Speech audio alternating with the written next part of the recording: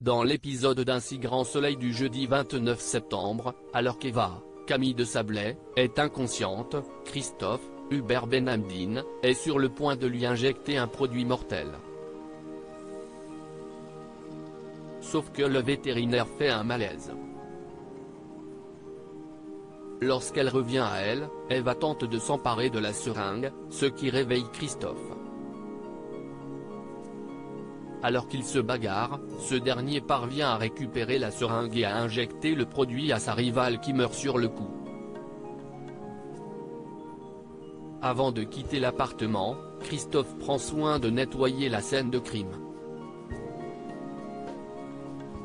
Toutefois, Thierry, Nicolas Géroux, qui est en planque devant l'immeuble d'Eva, le prend en photo lorsqu'il sort. Le vétérinaire se rend ensuite au chevet d'Achille et y passe la nuit. Mais lorsque son petit protégé se réveille, il remarque une trace de morsure sur le bras de Christophe. Celui-ci prétend s'être fait mordre par une chienne. Peu après, alors que l'adolescent évoque son regret de ne pas pouvoir jouer au basket pendant un certain temps, Christophe fond en larmes et lui avoue avoir eu vraiment peur pour lui.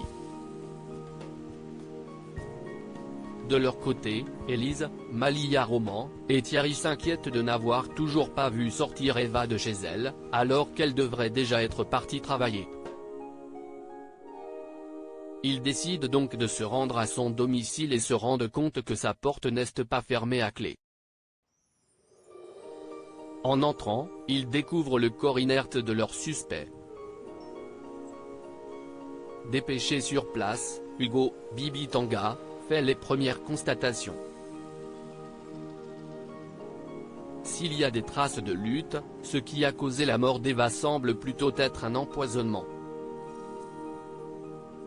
Il faut désormais attendre le résultat des analyses pour être fixé. Pendant ce temps, Margot, Clara Bott, est passée voir sa sœur à son bureau. L'occasion de savoir comment va Cécile, Marie-Gaëlle cale, mais celle-ci est étonnamment de bonne humeur. Elle lui raconte avoir discuté avec Christophe et notamment de la raison de son mensonge. Elle a l'intention de lui pardonner, aux grands dents de sa cadette. Margot la met en garde sur le fait que rien ne lui prouve qu'elle peut avoir confiance en lui. Cécile en est consciente mais elle veut suivre son intuition. D'ailleurs, le soir venu, Christophe débarque chez Cécile pour lui faire une déclaration d'amour. Si, dans un premier temps, Cécile lui rétorque ne pas être prête, elle finit par le rattraper lorsqu'il cède va et se jette dans ses bras, avant qu'il n'échange un baiser fougueux. Dangereux rapprochement entre Thaïs et Damien. Pierre Andro, rejoint Thaïs, Lila Guéraud, au parc pour courir. Mais le professeur de philo est rapidement pris d'une vive douleur à la cuisse. Il pense souffrir d'une petite déchirure musculaire et estime que dans quelques jours ça ira mieux. La lycéenne l'accompagne toutefois à la pharmacie la plus proche. Il en ressort avec une béquille et le nécessaire pour faire un bandage.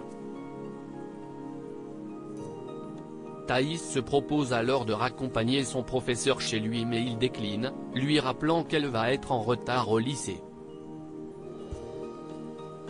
Néanmoins, il ne peut s'empêcher de regarder la jeune fille s'éloigner, un sourire aux lèvres.